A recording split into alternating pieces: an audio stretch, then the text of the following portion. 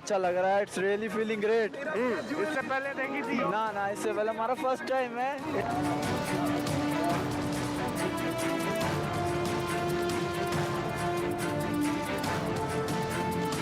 Snowfall specially देखने आए, weather देख के हम वहाँ से दिल्ली से चले थे।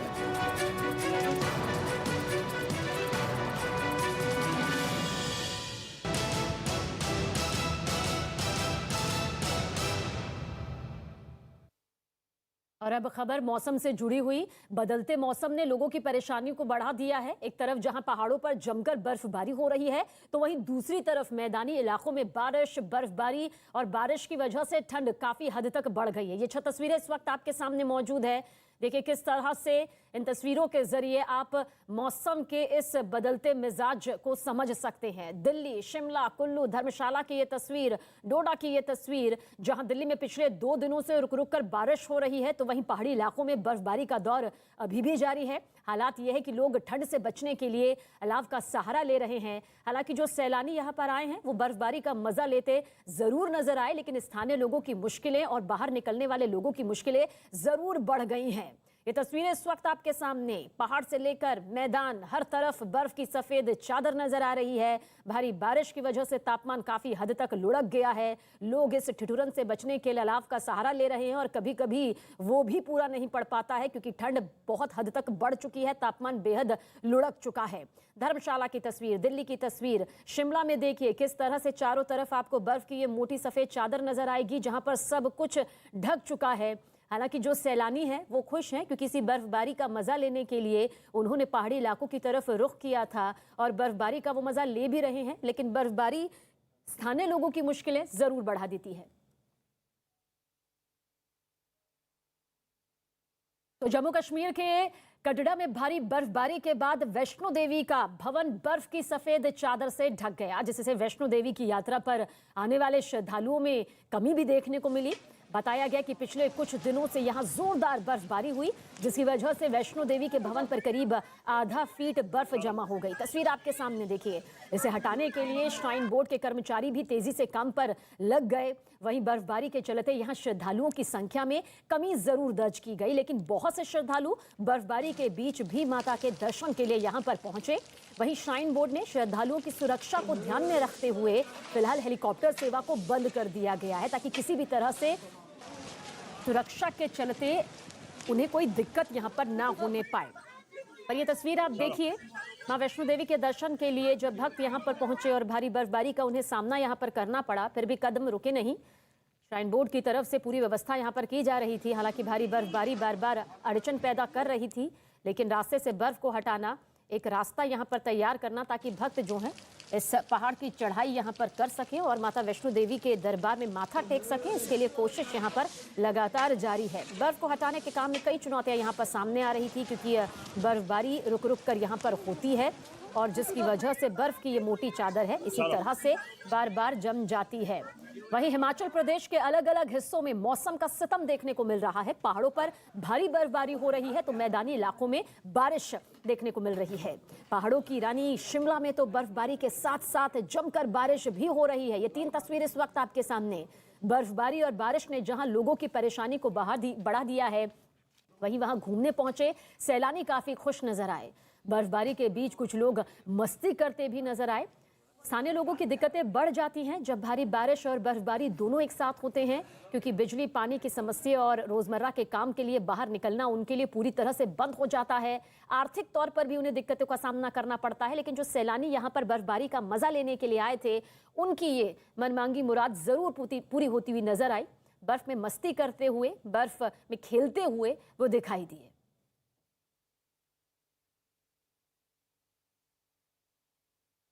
और वहीं जम्मू कश्मीर डोडा और किश्तवाड़ में हुई बर्फबारी से ऊंचे पहाड़ों पर बर्फ की सफेद चादर किस तरह से बिछ गई, ये तस्वीर आप इस वक्त देख सकते हैं। हालात यह है कि सड़कों पर करीब 2 से 3 फीट तक बर्फ जमा हो गई। लोगों के मकान, गाड़ी बर्फ से ढके हुए नजर आए। पेड़ों पर पूरी तरह से बर्फ की सफेद चादर नजर आई। भारी बर्फबारी के बाद इलाके में तापमान में गिरावट दर्ज की गई। इतना ही नहीं, बर्फबारी के साथ हो रही बारिश ने लोगों की मुश्किलों को बढ़ा दिया है। तो पहाड़ से लेकर मैदान तक ठिठुर रहे हैं लोग। तापमान में भारी गिरावट दर्ज की गई है। और शिमला ही नहीं बल्कि हिमाचल प्रदेश के कुल्लू और धर्मशाला में भी जमकर बर्फबारी हुई। वो बर्फबारी भी आप तक हम पहुंचा रहे हैं, दिखा रहे हैं तस्वीरों के जरिए। लेकिन बर्फबारी और बारिश की ये तस्वीर आप देखिए किस तरह से डबल अटैक यहाँ पर पड़ रहा है लोगों की ज़िंदगी पर, जहाँ पर आसपास रहने वाले स्थानीय लोग जो हैं वो दिक्कतों का सामना यहाँ पर करते हैं। ख़ासतौर से बड़ी चुनौती होती है सड़कों से बर्फ़ की मोटी सफ़ेद चादर को हटाना। कई चुनौतियों का सामना यहाँ पर करना पड़ता है क्योंकि रुक रुक कर होने वाली भारी बर्फबारी पल में ही फिर से वही हालात पैदा कर देती है और भारी बारिश की वजह से भी दिक्कतों का सामना बाहर निकलने वाले लोगों को करना पड़ रहा है। और ये तस्वीर भी आपके सामने है। देखिए, शिमला ही नहीं बल्कि हिमाचल प्रदेश के कुल्लू और धर्मशाला में भी जमकर बर्फबारी हो रही है। कुल्लू और लाहौल में पिछले कई दिनों से मौसम खराब बना हुआ है, मौसम का मिजाज बिगड़ गया है। बर्फबारी की वजह से कुल्लू में कई सड़कें बंद हो गई हैं, चलने के लिए कोई जगह ही यहाँ पर नहीं बची है।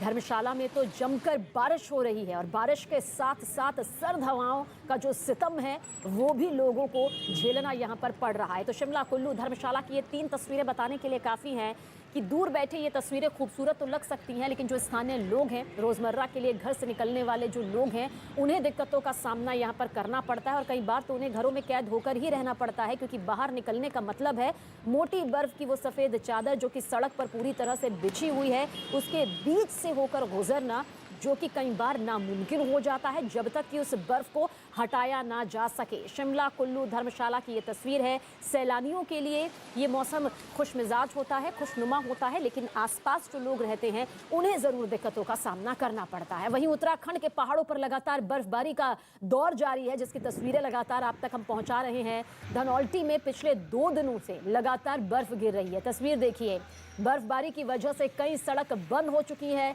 आवाजाही पूरी तरह से ठप हो रही है, लोगों को अपना रूट बदलना पड़ रहा है, लेकिन जहां जाएं वहीं पर यही बर्फबारी सितम ढा रही है। सड़कों पर जगह जगह जाम लग गया है, जिससे सैलानियों को आने जाने में परेशानी का सामना करना पड़ रहा है। हालांकि बर्फबारी देखकर पर्यटकों के जो चेहरे हैं वो खिले हुए हैं क्योंकि इसी बर्फबारी का मजा लेने के लिए वो पहाड़ों पर पहुंचे। कल दिन से बर्फबारी हो रही है और कल दिन से लाइट चली गई है और पानी भी नहीं है, जिससे पर्यटकों को काफ़ी दिक्कत का सामना करना पड़ रहा है। लेकिन कल से बर्फबारी, चौथी बर्फबारी है और आवागमन कल से बंद हो रखा है, न तो कोई आ रहा न जा रहा। और बिजली भी कल से बिल्कुल जा रखी है और पानी भी नहीं है। यहाँ पे बड़ी समस्या, पर्यटक आ रखे हैं, लेकिन पर्यटकों को आने जाने की बहुत असुविधा हो रखी है। हिमाचल प्रदेश में भारी बर्फबारी से जनजीवन बुरी तरह से प्रभावित हुआ है। सिरमौर में भारी बर्फबारी के बाद कई इलाके पूरी तरह से बर्फ से ढक गए। तस्वीर इसकी वानगी यहाँ पर पेश करती है। देखिए किस तरह से तेज सर्द हवाएं चल रही हैं, बर्फीली हवाएं यहाँ पर और ज्यादा सितम ढाती नजर आती है। लोगों के घरों, गाड़ियों पर बर्फ की मोटी चादर नजर आ रही है। सड़क पूरी तरह से छिप चुके हैं क्योंकि बर्फ ने उन्हें अपनी आगोश में ले लिया है। हर तरफ आप देखेंगे सिर्फ आपको बर्फ ही बर्फ नजर आएगी।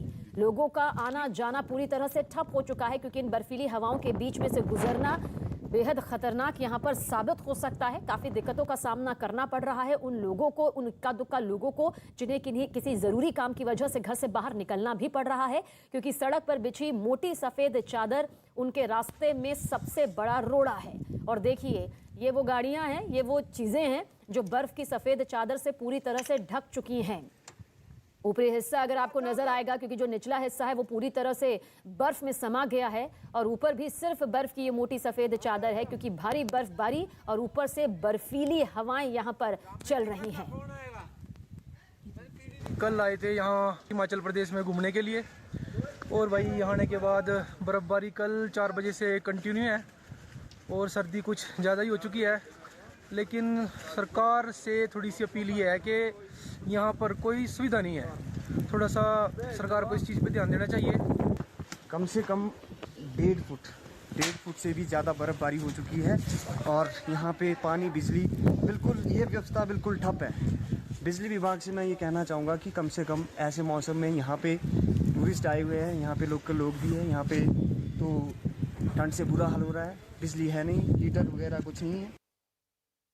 और सीधा रुक करेंगे इस वक्त की बड़ी खबर की तरफ। बिहार के बेतिया से हमारे पास आ रही है। वहां राज्य के मंत्री के बेटे पर कुछ लोगों की पिटाई और हवाई फायरिंग करने का आरोप लगा है। इस बात से नाराज ग्रामीणों ने मंत्री के बेटे की गाड़ी को घेर लिया और जमकर बवाल काटा।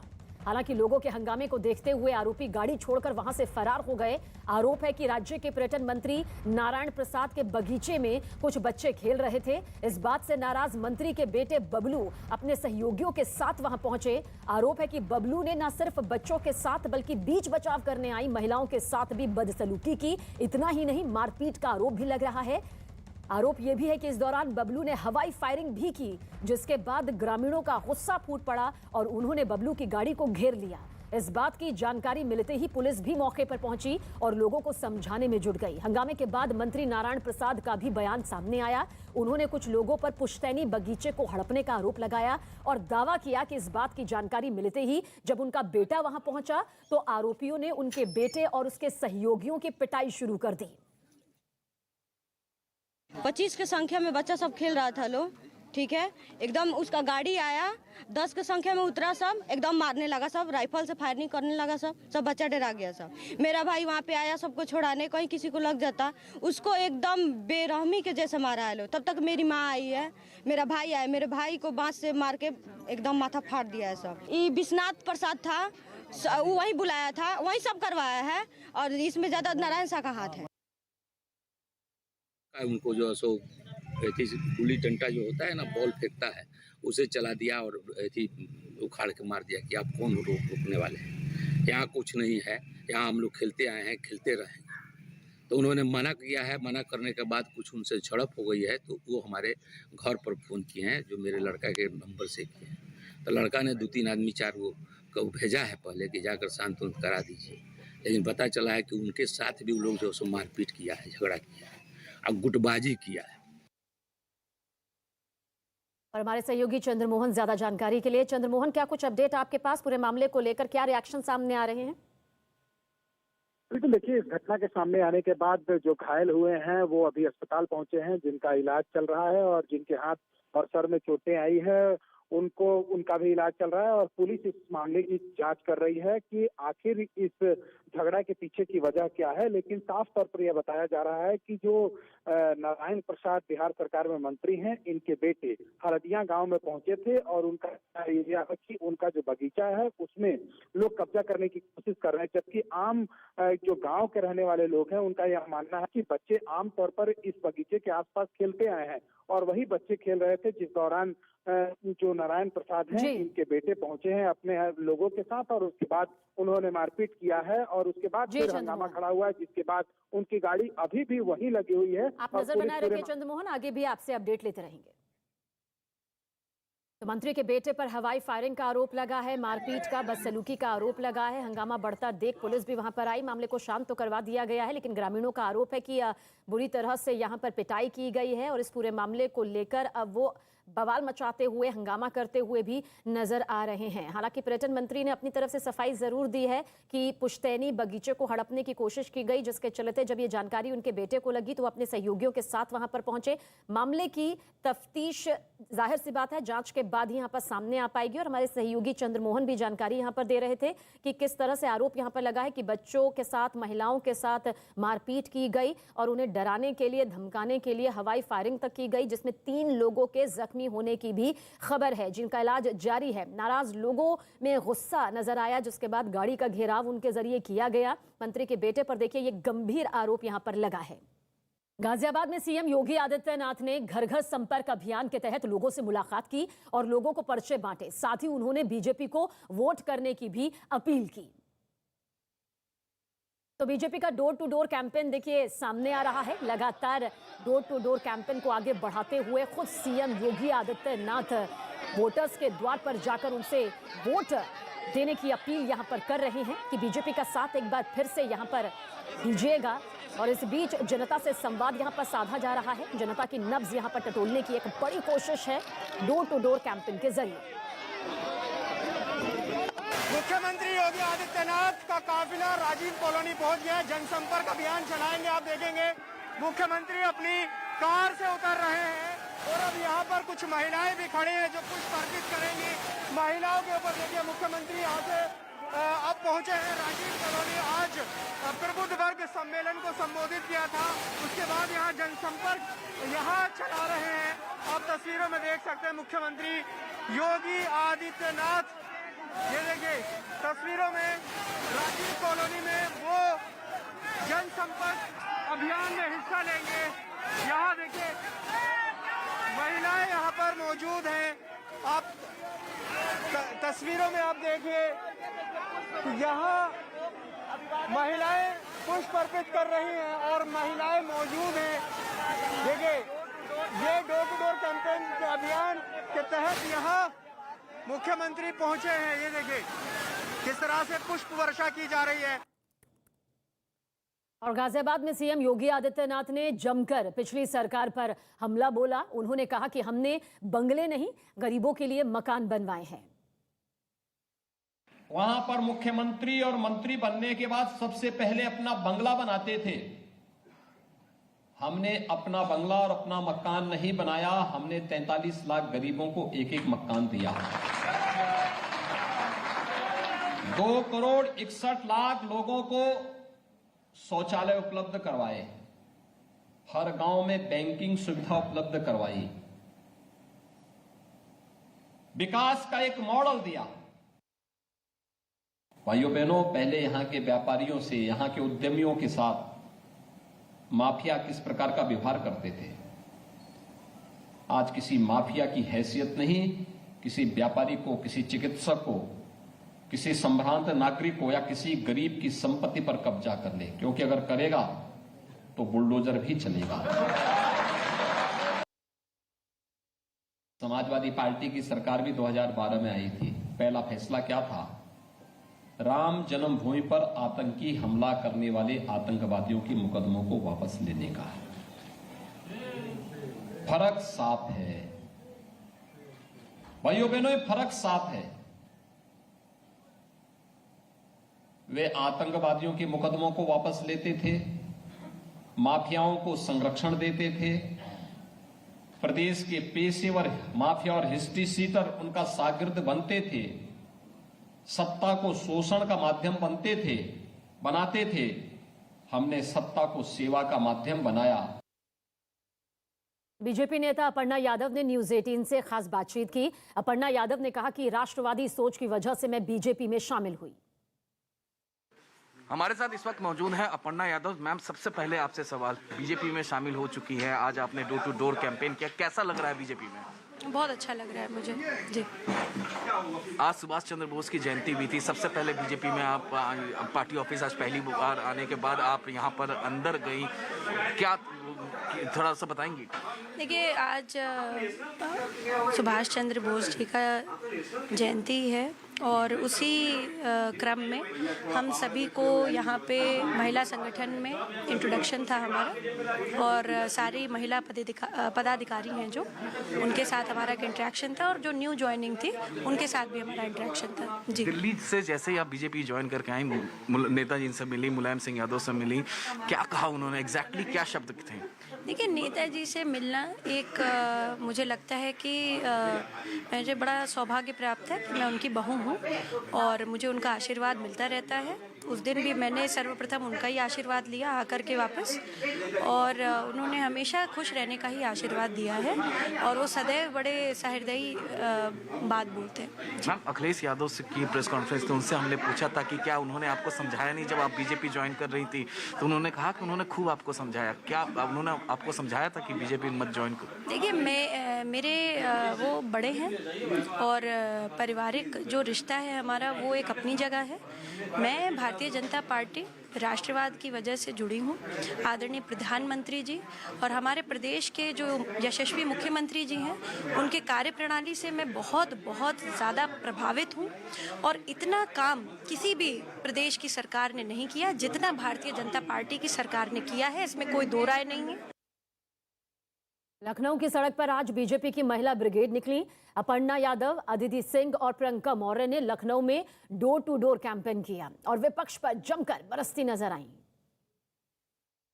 इस वक्त मैं मौजूद हूं लखनऊ के शर्मा टी स्टॉल पर और मैं तस्वीरों के जरिए आपको दिखाना चाहूंगा कि किस तरीके से अपर्णा यादव, जो कि मुलायम सिंह यादव की बहू हैं और जो बीजेपी ज्वाइन की है, साथ में अदिति सिंह बागी नेता अब कांग्रेस पार्टी जिनको रायबरेली से टिकट दिया है बीजेपी ने, और इसके अलावा पोस्टर गर्ल कांग्रेस पार्टी की प्रियंका मौर्य, यहाँ पर आप देख सकते हैं तस्वीरों में किस तरीके से यहाँ पर ये लोग प्ले कार्ड लेकर बीजेपी के समर्थन में यहाँ पर चुनाव प्रचार करते हुए। दूसरी तरफ अनुराग ठाकुर भी यहाँ पर पहुंचे हैं। यहाँ तस्वीरों में आप देख सकते हैं अनुराग ठाकुर हैं, अदिति सिंह है, इसके अलावा आप देख सकते हैं अपर्णा यादव मुलायम सिंह यादव की बहू है। यहाँ पर तस्वीरों में आप देख सकते हैं यहाँ पर कि ये चुनाव प्रचार करते हुए यहाँ पर जिस तरीके से जिस तरीके से चुनाव आयोग ने तमाम पाबंदियां लगाई हैं, उस तमाम पाबंदियों के मद्देनजर इस तरीके से बीजेपी के बड़े नेता जो हैं वो लगातार चुनाव प्रचार करते हुए यहाँ पर। और लखनऊ में डोर टू डोर कैंपेन में केंद्रीय मंत्री अनुराग ठाकुर भी मौजूद थे। उन्होंने अखिलेश यादव पर हमला बोला और कहा कि अखिलेश के राज में लोगों को 300 घंटे भी बिजली नहीं मिलती थी। हमारे साथ इस वक्त मौजूद हैं अनुराग ठाकुर, केंद्रीय मंत्री। सर, आपने इनकम फ्रॉम टेरर की बात कही यार, संकेत किधर है सर? संकेत सीधा है। इनके इनकम फ्रॉम टेरर के ब्रांड एम्बेसडर थे मुख्तार अंसारी, अतीक अहमद, नाहिद हसन, यूनुस खान। इन लोगों के नाम वो हैं जो कई थानों में कई आपराधिक मामलों में दर्ज होंगे। ये सपा के उम्मीदवार नहीं, उम्मीदों पर वार करने वाले हैं। ये नई सपा नहीं, ये वही सपा है जिनसे जनता खफा है। और 10 मार्च को अखिलेश जी कहेंगे ईवीएम बेवफा है। ईवीएम बेवफा है, खुद आपने गढ़ा है या ऐसे ही? इसके अलावा 300 यूनिट फ्री की भी बात वो कर रहे हैं। 300 यूनिट कहां से फ्री देंगे?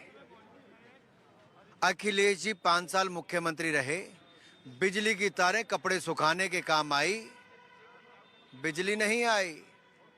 जो 300 घंटे बिजली एक महीने में ना दे पाया हो, वो 300 यूनिट मुफ्त में कहां से देने की बात करेगा? इनकी तो अपनी बिजली गुल होने वाली है। लगातार अखिलेश यादव योगी आदित्यनाथ गोरखपुर से चुनाव लड़ रहे हैं, उसको लेकर हमला कर रहे थे। खुद वो करहल सीट पे गए हैं, करहल विधानसभा से लड़ेंगे। योगी जी अति लोकप्रिय नेता हैं, 5 बार सांसद रहे, 5 साल प्रदेश के मुख्यमंत्री रहे, ईमानदार छवि के नेता हैं। कोई 1 रुपए का आरोप नहीं लगा सकता। अपराधियों पर, गुंडइयों पर, दंगइयों पर, माफियों पर प्रहार किया है। जो अवैध कब्जे करते थे उन पर बुलडोजर चलाने का काम किया है। मैं तो कहूंगा उत्तर प्रदेश की जनता यही कहती है, अपराधियों पर बुलडोजर का वार, यूपी फिर मांगे भाजपा सरकार। तो एक तरफ बीजेपी की महिला ब्रिगेड ने लखनऊ में डोर टू डोर कैंपेन की शुरुआत की, तो वहीं आज बीजेपी ने स्वागत समारोह का आयोजन किया। ये 2 तस्वीर इस वक्त आपके सामने। पहली तस्वीर आप देखिए जिसमें अपर्णा यादव, अदिति सिंह और प्रियंका मौर्य का स्वागत यहां पर किया गया। ये 2 तस्वीरें सामने आई घर घर संपर्क अभियान के जरिए, जहां पर एक शानदार आगाज दमदार तरीके से महिला ब्रिगेड के जरिए किया गया, तो वहीं बीजेपी ऑफिस में स्वागत किया गया। गर्व के साथ बोलना चाहती हूँ कि भारतीय जनता पार्टी वो पार्टी है जिसने इस देश को बचाया है, इसके संस्कारों को पोषित किया है, इसके संस्कार को बिल्कुल सिंचित करके आगे बढ़ाया है। मैं एक नए भारत का निर्माण के लिए आदरणीय प्रधानमंत्री जी के साथ बढ़ना चाहती हूँ। इस नए भारत में आदरणीय योगी जी के साथ मैं चाहती हूँ कि मुझे भी रंग भरने का अवसर मिले। जैसे आप सब जानते हैं, कुछ टाइम पहले मैंने खुद भारतीय जनता पार्टी की सदस्यता ग्रहण करी है और अब मैं रायबरेली सदर से चुनाव लड़ने जा रही हूँ। और अगर बात महिलाओं की करें तो अमूमन मैं क्षेत्र में भी यही कहती हूँ, आज भी यही कहूँगी कि बीजेपी की जो भी योजनाएं रही हैं, जो पॉलिसीज रही हैं, चाहे वो उज्ज्वला योजना हो, चाहे वो इज्जत घर जो बने हैं, चाहे वो जो कॉलोनीज आ रही हैं महिलाओं के नाम पे आ रही हैं, चाहे वो डबल राशन की योजना हो जो अब आज की तारीख में हमारे सभी ग्रामीणों को 80% लोगों को निःशुल्क राशन मिल रहा है महीने में 2 बार, चाहे वो जो भी योजना हो। मैंने देखा है कि इससे ज्यादा महिला सेंट्रिक योजनाएं कभी भी किसी सरकार ने नहीं दी। मैं आशा करती हूँ कि पूरी मेहनत से, पूरी लगन से, आप लोगों के सहयोग से योगी जी, माननीय योगी जी, माननीय मोदी जी के नेतृत्व में मेहनत से कार्य करेंगे। बीएसपी प्रमुख मायावती ने प्रियंका गांधी वाड्रा पर बड़ा हमला किया। मायावती ने यूपी में कांग्रेस के सीएम चेहरे वाले बयान पर निशाना साधते हुए क्या कुछ कहा, ट्वीट किया, आपको बताते हैं। जिस तरह से प्रियंका ने यू टर्न लिया, उससे कांग्रेस को वोट देना अपना वोट बर्बाद करना है। तो मायावती का कांग्रेस और प्रियंका गांधी पर निशाना सामने आया। उन्होंने ट्वीट कर कहा, यूपी विधानसभा आम चुनाव में कांग्रेस पार्टी की हालत इतनी ज्यादा खस्ता हाल बनी हुई है कि इनकी सीएम की उम्मीदवार ने कुछ घंटों के भीतर ही अपना स्टैंड बदल डाला। ऐसे में बेहतर होगा कि लोग कांग्रेस को वोट देकर अपना वोट खराब ना करें, बल्कि एक तरफा तौर पर बीएसपी को ही वोट दें। उत्तर प्रदेश विधानसभा चुनाव से पहले भारत के सबसे लंबे व्यक्ति धर्मेंद्र प्रताप सिंह समाजवादी पार्टी में शामिल हो गए। एसपी प्रदेश अध्यक्ष नरेश पटेल ने धर्मेंद्र प्रताप का पार्टी में स्वागत किया। पार्टी ने धर्मेंद्र प्रताप सिंह की एक तस्वीर भी पोस्ट की, जिसमें अखिलेश यादव सहित पार्टी के नेता दिखाई दे रहे हैं। 46 साल के धर्मेंद्र प्रताप सिंह 8 फीट 2 इंच के भारत के सबसे लंबे शख्स हैं। उनका नाम गिनीज वर्ल्ड रिकॉर्ड्स में भी दर्ज है और उन्हें एशिया के सबसे लंबे पुरुषों के रूप में जाना जाता है। उत्तर प्रदेश के प्रतापगढ़ जिले के नरहरपुर कसिहाई गांव के रहने वाले हैं वो, और ये तस्वीर देखिए इस वक्त आपके सामने।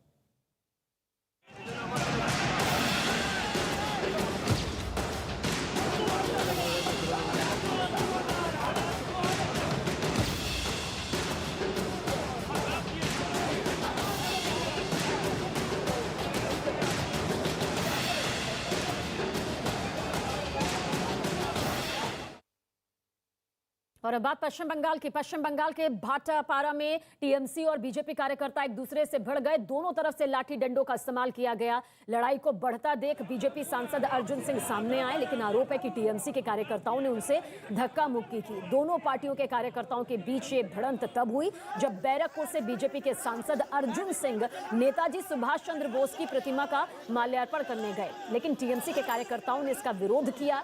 अर्जुन सिंह की गाड़ी पर हमला करने का भी आरोप लगाया गया है। तस्वीर देखिए पश्चिम बंगाल के भाटपारा की है, जो कि कोलकाता के बेहद पास में है, और ऐसे में आरोप लगाया जा रहा है कि सबसे पहले टीएमसी की तरफ से कार्यकर्ताओं की तरफ से ये पथराव शुरू हुआ, ये विवाद शुरू हुआ, जिसके बाद सियासी संग्राम कुछ इस तरह से दिखाई दिया गया, जिसमें भारी पुलिस बल को भी यहाँ पर मौके पर आना पड़ा। मैं भी पहुंचा था वहाँ, मुझे भी माला देना था, तो वहाँ जाने के बाद पुलिस के सामने ही सब कुछ हो रहा था, तो मेरे ऊपर भी हमला हुआ, मेरे गाड़ी को तोड़ दिया गया। वो किसी भी तरह से सिक्योरिटी ने बचा कर निकालने की कोशिश की, उसके लिए उसको 3-4 राउंड गोली भी चलाना पड़ा। करीब वहाँ 3-4 राउंड गोली उन लोगों ने चलाया था, उसके जवाब में बचा के निकालने के लिए 3-4 राउंड गोली चला के निकालना पड़ा था।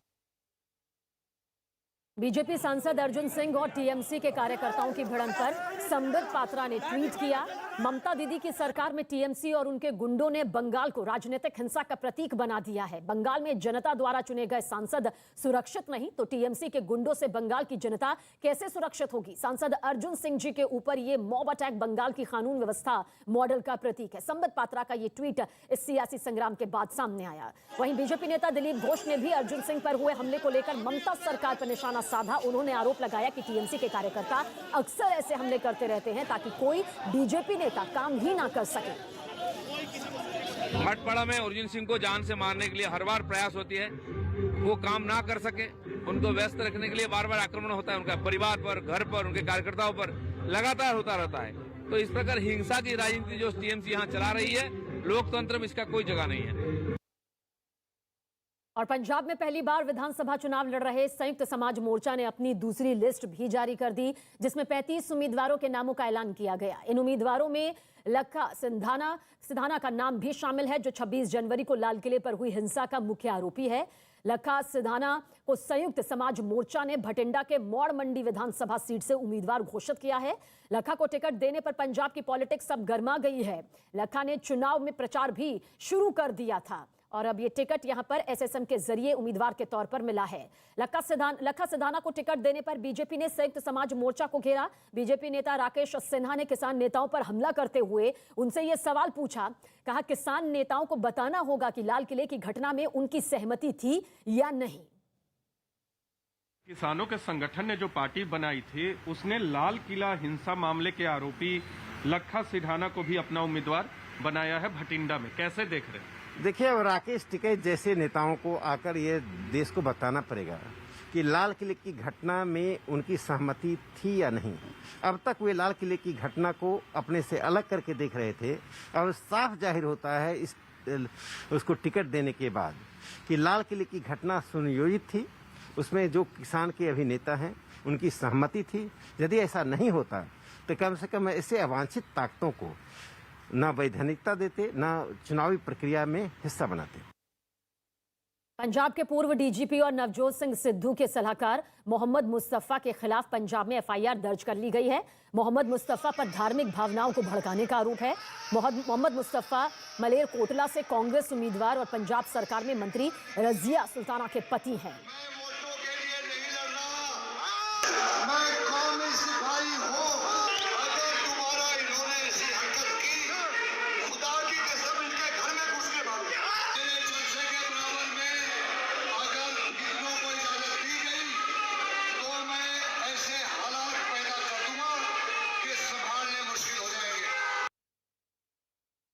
मोहम्मद मुस्तफा ने आम आदमी पार्टी की जनसभा में पहुंची भीड़ को देखकर धमकी दी थी। आपको सुनाते हैं क्या कुछ उन्होंने कहा था।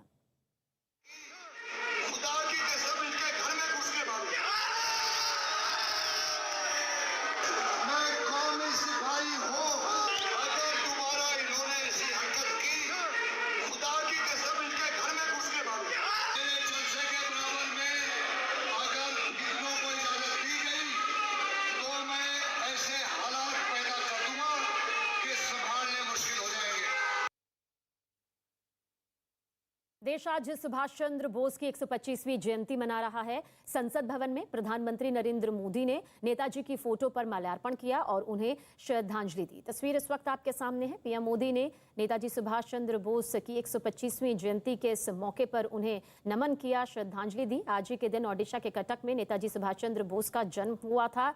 एक महान स्वतंत्रता सेनानी, एक वीर योद्धा, एक कुशल राजनीतिज्ञ की भूमिका में उन्हें देश ही नहीं बल्कि पूरा विश्व याद करता है। और आज के ऐतिहासिक मौके पर पीएम मोदी नेताजी सुभाष चंद्र बोस की होलोग्राम प्रतिमा का अनावरण करने जा रहे हैं। यानी एक ऐतिहासिक शाम आज होने वाली है। पीएम मोदी शाम को 6 बजे होलोग्राम मूर्ति का अनावरण करेंगे। इसके बाद शाम 6:25 पर पीएम मोदी का संबोधन भी होगा। इस होलोग्राम प्रतिमा को 4K प्रोजेक्टर से संचालित किया जाएगा। इस होलोग्राफिक स्क्रीन को इस तरह से लगाया गया है जो किसी को नजर ना आ सके। होलोग्राम को और प्रभावी बनाने के लिए उस पर नेताजी सुभाष चंद्र बोस की 3D तस्वीर लगाई जाएगी जब तक कि एक मजबूत मूर्ति बनकर तैयार नहीं हो जाती। होलोग्राम प्रतिमा 28 फीट ऊंची और 6 फीट चौड़ी बताई जा रही है। इस कार्यक्रम के दौरान प्रधानमंत्री नरेंद्र मोदी साल 2019 से साल 2022 तक के लिए सुभाष चंद्र बोस आपदा प्रबंधन पुरस्कार भी वितरित करते नजर आएंगे। तो होलोग्राम मूर्ति का अनावरण आज शाम 6 बजे प्रधानमंत्री नरेंद्र मोदी करने जा रहे हैं। एक ऐसी होलोग्राम मूर्ति खासतौर से 23 जनवरी, क्योंकि आज ही के दिन नेताजी सुभाष चंद्र बोस का जन्म हुआ था। ओडिशा के कटक में उनका ये जन्म हुआ था। हालांकि एक तरफ जहां गणतंत्र दिवस के पर्व का जो आगाज है वो 24 जनवरी से होता है, लेकिन इस विशेष ऐलान के बाद कि 23 जनवरी, क्योंकि आज ही नेताजी सुभाष चंद्र बोस का जन्म हुआ था, अब से 23 जनवरी से ही गणतंत्र दिवस के पर्व समारोह का जो आगाज है वो किया गया है। तो इंडिया गेट पर जय हिंद नजर आएगा। इंडिया गेट पर नेताजी सुभाष चंद्र बोस को सम्मानित यहाँ करने के लिए, उन्हें श्रद्धांजलि देने के लिए प्रधानमंत्री नरेंद्र मोदी उनकी होलोग्राम प्रतिमा लगाते हुए नजर आएंगे। उसका अनावरण यहाँ पर किया जाएगा जब तक कि एक मजबूत मूर्ति का निर्माण नहीं हो जाता।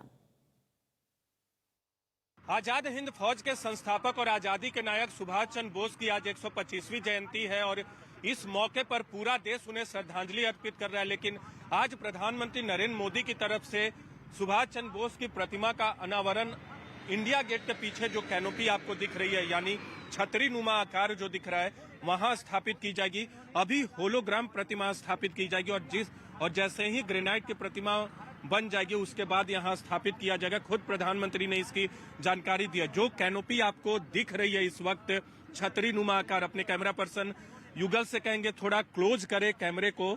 कैमरे के लेंस को क्लोज करें और दिखाएं कि जो खाली स्थान आपको दिख रहा है इंडिया गेट के पीछे छतरी नुमा आकार है, वहीं वो होलोग्राम प्रतिमा सुभाष चंद्र बोस की लगाई जाएगी। 6 दशक से यह स्थान खाली था। जॉर्ज पंचम की प्रतिमा पहले लगाई गई थी, 1968 में उसे हटा दिया गया था, लेकिन आज प्रधानमंत्री यहाँ होलोग्राम प्रतिमा का अनावरण करेंगे। सुभाष चंद्र बोस की प्रतिमा होगी, आजादी के बड़े नायकों में शुमार हैं वो। और दूसरी तरफ आपको दिखाते हैं गणतंत्र दिवस की तैयारियां भी चल रही हैं और सुभाष चंद्र बोस की जयंती से ही औपचारिक शुरुआत करने का फैसला सरकार ने गणतंत्र दिवस परेड की तैयारियों का भी पहले लिया था। और फुल ड्रेस रिहर्सल तो 23 तारीख को ही होती है, हमेशा फुल ड्रेस रिहर्सल आज हो चुकी है, लेकिन सरकार ने सुभाष चंद्र बोस की जयंती को भी गणतंत्र दिवस समारोह में शामिल किया है और इसीलिए 23 जनवरी से गणतंत्र दिवस समारोह की औपचारिक शुरुआत का फैसला सरकार ने इस बार लिया था। और जो सुभाष चंद्र बोस की जयंती की तारीख है यानी 23 जनवरी की तारीख पराक्रम दिवस के तौर पे इस दिवस को मनाने का फैसला सरकार पहले ही ले चुकी है। लेकिन आज एक बड़ा दिन होगा जब उस कैनोपी के नीचे, जो आपको दिख रहा है कैमरे पर, उस कैनोपी के नीचे वहां होलोग्राम प्रतिमा को स्थापित किया जाएगा प्रधानमंत्री नरेंद्र मोदी की तरफ से। और फिर कुछ दिनों बाद मूल जो प्रतिमा होगी ग्रेनाइट की बनेगी, उसको वहां स्थापित किया जाएगा। लेकिन उससे पहले जो लोग भी यहां आएंगे होलोग्राम प्रतिमा को देख सकेंगे। और प्रधानमंत्री नरेंद्र मोदी ने अब से कुछ देर पहले ट्वीट किया, आज शाम 6 बजे इंडिया गेट पर नेताजी सुभाष चंद्र बोस की होलोग्राम प्रतिमा के अनावरण के प्रति लोगों में अपार उत्साह देखकर मुझे खुशी महसूस हो रही है। इस कार्यक्रम के दौरान सुभाष चंद्र बोस आपदा प्रबंधन पुरस्कार भी प्रदान किए जाएंगे। तो प्रधानमंत्री नरेंद्र मोदी का ये ट्वीट सामने आया। और इससे पहले प्रधानमंत्री नरेंद्र मोदी ने देशवासियों को पराक्रम दिवस की शुभकामनाएं दी। नेताजी सुभाष चंद्र बोस की प्रतिमा पर माल्यार्पण करते हुए पीएम मोदी ने एक तस्वीर ट्विटर पर पोस्ट की, साझा की और इसके साथ ट्वीट भी किया, सभी देशवासियों को पराक्रम दिवस की ढेरों शुभकामनाएं। नेताजी सुभाष चंद्र बोस की 125वीं जयंती पर उन्हें मेरी आदरपूर्ण श्रद्धांजलि। मैं नेताजी सुभाष चंद्र बोस की जयंती पर उन्हें नमन करता हूं। प्रत्येक भारतीय को हमारे राष्ट्र के लिए उनके महत्वपूर्ण योगदान पर गर्व है। राष्ट्रपति रामनाथ कोविंद ने भी नेताजी सुभाष चंद्र बोस की 125वीं जयंती पर ट्वीट किया और लिखा, नेताजी सुभाष चंद्र बोस की 125वीं जयंती पर भारत कृतज्ञता पूर्वक श्रद्धांजलि देता है। स्वतंत्र भारत के विचार के प्रति अपनी उग्र प्रतिबद्धता को पूरा करने के लिए उन्होंने जो साहसी कदम उठाए, आजाद हिंद उन्हें एक राष्ट्रीय प्रतीक बनाते हैं। उनके आदर्श और बलिदान हर भारतीय को हमेशा प्रेरित करते रहेंगे। वहीं गृह मंत्री अमित शाह ने भी नेताजी सुभाष चंद्र बोस को याद करते हुए लिखा। अमित शाह ने ट्वीट किया, प्रधानमंत्री जी ने भारत की स्वतंत्रता में नेताजी के अतुलनीय योगदान को बनाए रखने के लिए उनकी जयंती को देश भर में पराक्रम दिवस के रूप में मनाने का अभिनव कार्य किया है। यह आने वाली पीढ़ियों में नेताजी के ओजस्वी विचारों व आदर्शों को सींचने का काम करेगा। यूपी के सीएम योगी आदित्यनाथ ने भी नेताजी सुभाष चंद्र बोस को भारतीय स्वाधीनता संग्राम का महानायक बताया और ट्वीट किया, भारतीय स्वाधीनता संग्राम के महानायक, आजाद हिंद फौज के नेतृत्व करता, तुम मुझे खून दो मैं तुम्हें आजादी दूंगा जैसे अमर स्वाधीनता मंत्र के उद्घोषक नेताजी सुभाष चंद्र बोस की जयंती पराक्रम दिवस पर उन्हें कोटेक्ष नमन। जय हिंद।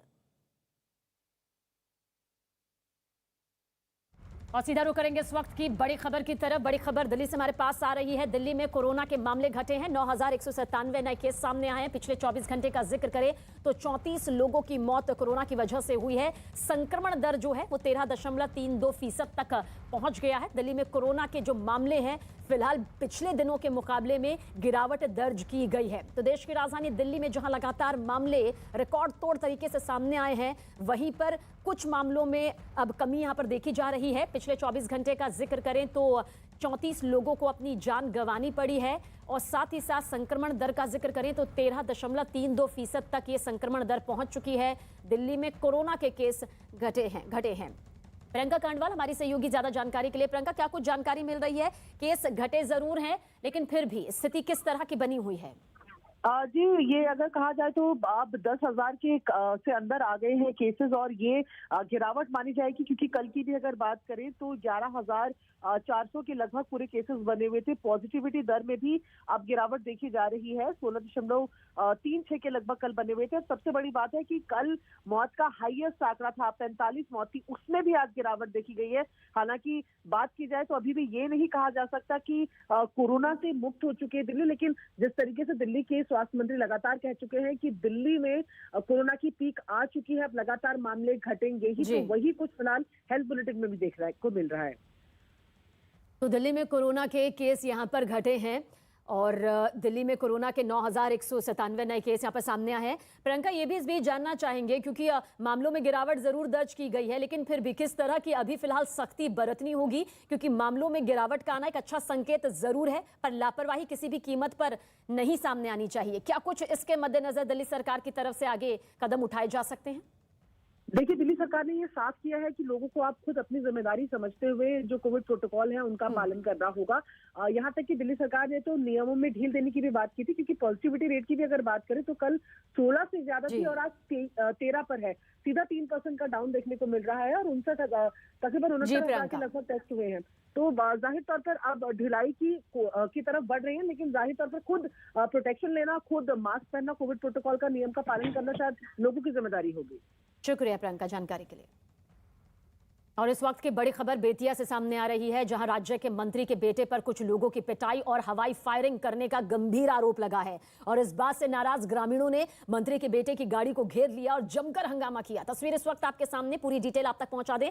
लोगों के हंगामे को देखते हुए आरोपी गाड़ी छोड़कर वहां से फरार हो गए। आरोप है कि राज्य के पर्यटन मंत्री नारायण प्रसाद के बगीचे में कुछ बच्चे खेल रहे थे, और इस बात से नाराज मंत्री के बेटे बबलू अपने सहयोगियों के साथ वहां पहुंचा, और उसके बाद बताया जा रहा है कि सिर्फ बच्चों के साथ ही नहीं बल्कि बीच बचाव करने आई महिलाओं के साथ भी मारपीट की गई। और इतना ही नहीं, आरोप यह भी लग रहा है कि इस दौरान बबलू ने हवाई फायरिंग भी की, जिसके बाद ग्रामीणों का गुस्सा फूट पड़ा और उन्होंने बबलू की गाड़ी को घेर लिया। इस बात की जानकारी मिलते ही हालांकि पुलिस भी मौके पर पहुंची, लोगों को समझाने की कोशिश की गई। हंगामे के बाद मंत्री नारायण प्रसाद का भी बयान सामने आया। उन्होंने कुछ लोगों पर पुश्तैनी बगीचे को हड़पने का आरोप लगाया और दावा इस बात का किया है कि जैसे ही जानकारी मिली उनके बेटे को तो वो वहां पहुंचा और आरोपियों ने उनके बेटे और उसके सहयोगियों की पिटाई शुरू कर दी।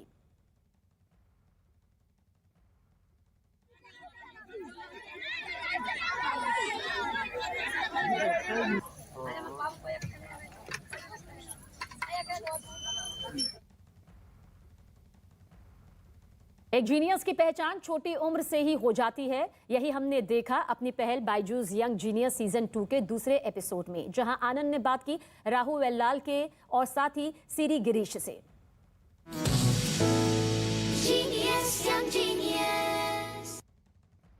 यंग जीनियस के इस सफर में हम कई प्रतिभाशाली बच्चों से मिले हैं। हर किसी का हुनर अपने आप में बेमिसाल है। कुछ ऐसे हैं जो सुरों के बादशाह हैं। Rahul Vellal and Siri Girish, both from Bengaluru. Rahul and Siri Girish, namaskara. This is Anand here. You hope you people remember me. You're so soft, but you've got such magic in your voice, Rahul. Both me and Siri Girish are your fans, along with so many others. But tell me, how was your experience?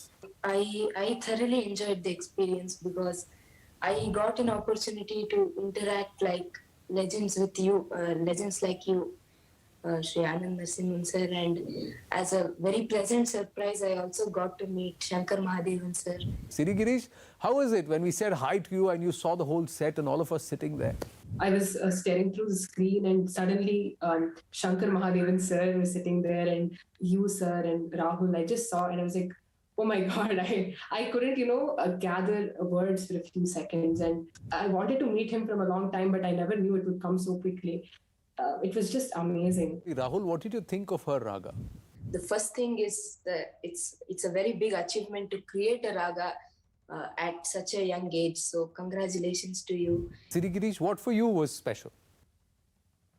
Each and every part of the episode was special, and one of the most memorable things was that I was able to present my ragam and take blessings of Shankar. So Rahul and Siri Girish, I wish both of you all the very, very best. Thank you so much.